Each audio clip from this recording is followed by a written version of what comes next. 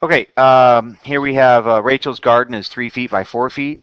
We want to increase it on two sides by a width of x.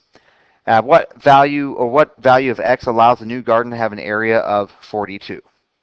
So what we're going to have here is we're going to take this length here is 4 plus x. So 4 plus x, or maybe I'll write it as x plus 4.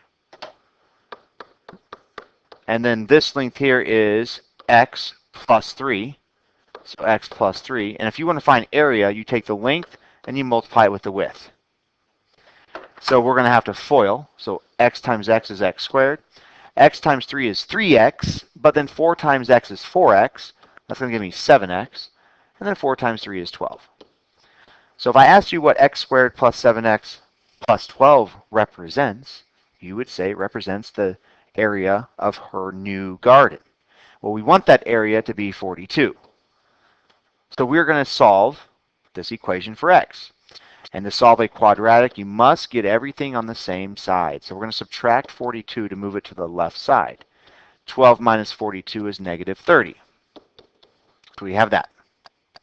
And now to factor this, we look at the second sign, and it's negative.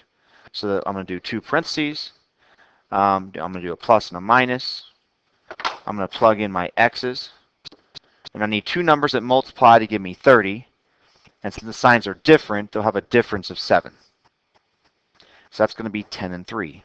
And since I have positive 7 here, I want the 10 positive and the 3 negative.